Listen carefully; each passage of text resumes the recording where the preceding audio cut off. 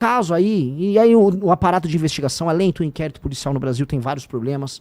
Você tem um problema entre a polícia civil e a polícia militar. Muito policial militar reclama pra mim, pô, eu levo lá pra delegacia de polícia o vagabundo e eu tomo chá de cadeira.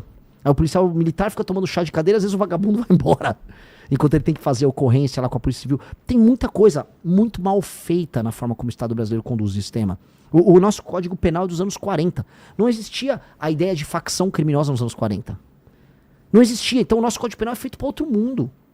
É um outro mundo. A ideia de uma facção criminosa que vai fazer ocupação territorial para distribuir serviços que o Estado ou empresas que são concessões provém, tipo Gatunete, como gás, não existia nos anos 40. Então o legislador, a nossa legislação é velha. E ela também não responde a hoje, vamos dizer, facções criminosas fortemente armadas, que fazem, por exemplo, exportação de droga. Boa parte do faturamento do PCC, ele não é sobre, vamos dizer, você vender a droga aqui. É sobre você pegar uma droga que vem da Bolívia, ela passa pelo Mato Grosso do Sul, ela passa por São Paulo e ela é enviada para a Europa pelo Porto Santos. Ninguém nem precisou consumir aquela cocaína aqui. Mas o PCC ganhou por conseguir colocar em território europeu, ou na África, ou nos Estados Unidos, droga. E aí ele ganha muito. E aí esse dinheiro é reinvestido aqui. Por isso que o PCC tem toda uma operação gigantesca de lavagem de dinheiro. Posto de gasolina, né? Posto de gasolina, contrabando. Cara, empresas de hedge fund, né? Putz. Eles estão no mercado financeiro. Bet. Eles montaram funk. MC Rian foi preso. Lavagem de dinheiro usando show. Ou seja, todo um aparato multibilionário de lavagem de um dinheiro que, dentre outras coisas, vem da exportação da droga. Por que isso não para o Brasil, cara? Por que a gente não faz alguma coisa para não virar um narco-estado? Por que, tipo, não vai dar em nada isso, daqui a pouco o pessoal esquece? Pelo mesmo motivo que as pessoas não ligam para não ter saneamento básico no Maranhão. Todo mundo naturalizou. Nós naturalizamos o absurdo.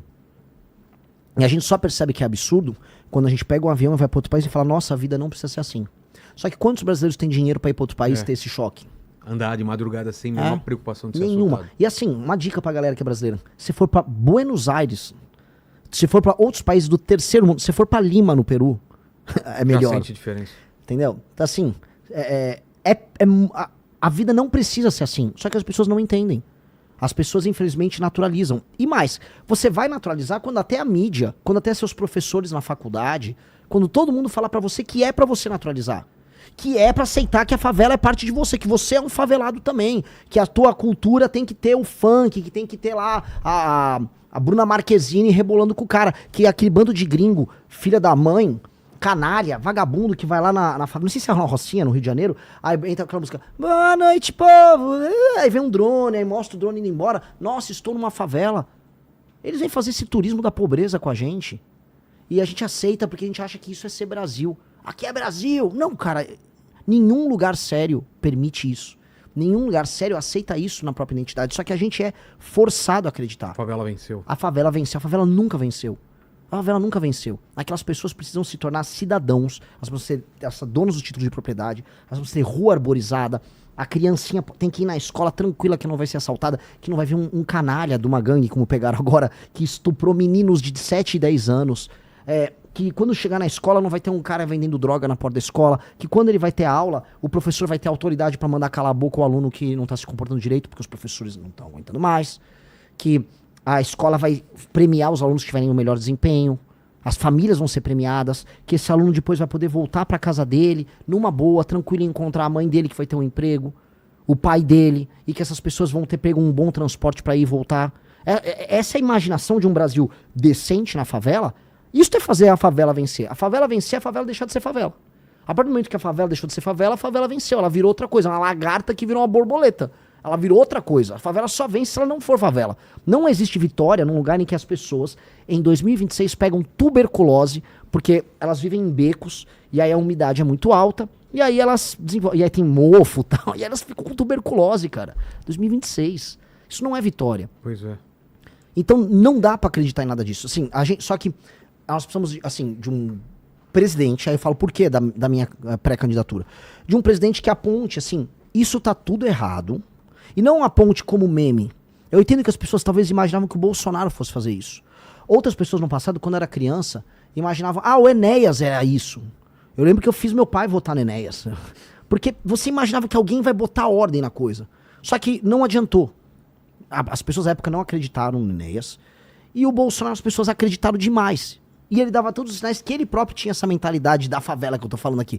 A mentalidade da leniência com o errado. Porque ele próprio errava muito na vida pessoal dele, na vida profissional, na vida política dele, os filhos dele também. E as pessoas foram aceitando.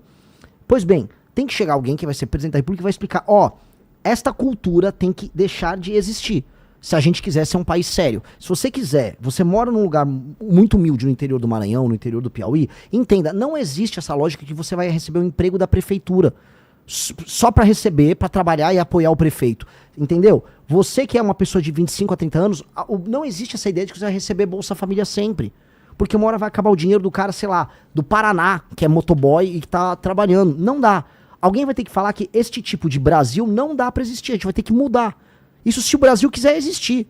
Porque não vai dar pra ficar por muito tempo tendo um país em que o motoboy aqui em São Paulo, que tá assistindo a gente, que tá ralando, ele vai ter que pagar um valor absurdo pra comprar um celular, que pode ser roubado no outro dia no meio da rua, e boa parte dos impostos estão sendo pra pagar, estão indo pra pagar um show do Wesley Safadão numa cidade como Cochichola, de 1.800 habitantes, 1.800 habitantes no interior da Paraíba, que pagou 1,3 milhões pro Safadão fazer um show. Isso é um pacto que não tá fazendo sentido. Faz sentido pro Safadão, que disse que não tem problema nenhum. Se alguém chamar ele pra fazer um show, ele fazer um show numa cidade que não tem nenhuma capacidade de se autossustentar. Agora não faz sentido, sei lá, pro Wesley, que é motoqueiro, que tá ralando, e pra ele não existe 6 por 1, pra ele é 7 por 0, fazendo a grana dele, pagando imposto absurdo pra comer. Não tá dando. Eu tô do lado do Wesley, não o Safadão, eu tô do lado do Wesley motoqueiro.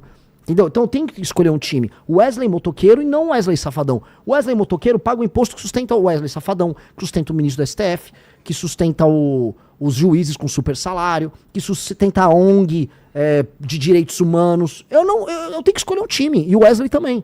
E aí tem que chegar alguém na presidência e falar, vou fazer isso. Vai doer, mas a gente muda o Brasil se fizer. E o exemplo do Bukele? O que dá pra aprender com o cara? E o que é perigoso para o Brasil? O Bukele, ele teve a coragem de mostrar que se você coloca lei e ordem, as pessoas percebem e você muda toda a dinâmica do país e o seu país passa a ser, vamos dizer, passível de ser alterado em outros temas. O Bukele é muito conhecido por segurança, naturalmente. Mas se você não tem segurança, você não consegue fazer outras coisas. Onde eu quero chegar? Vamos lá. Eu não consigo fazer um bom programa de segurança pública na Rocinha, porque eu não consigo levar os funcionários públicos pra Rocinha. Eles vão lá com medo, tem que pedir a autorização do dono da boca. Então, não dá pra fazer isso. Mesma coisa em Santa Quitéria, no Ceará. Todos os serviços públicos são mitigados. Então, eu não consigo fazer as outras coisas que o Estado precisa fazer, ou que a iniciativa privada precisa fazer, porque você não resolve o básico. É a mesma coisa assim. Eu não consigo pedir pra você escrever um artigo ou fazer seu programa enquanto eu estiver te dando porrada física.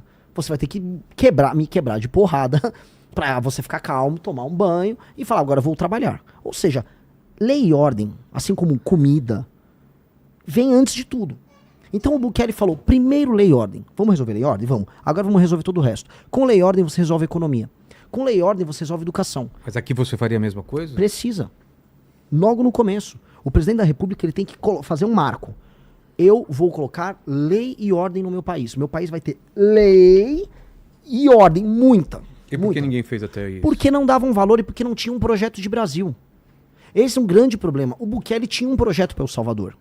Ele vislumbrava, se eu arrumar a lei, se eu destruir as gangues aqui, aí eu vou poder tentar transformar El Salvador num hub para eu trazer grandes empresas. Aí a Google foi para lá, a China investiu em biblioteca, ele tá trazendo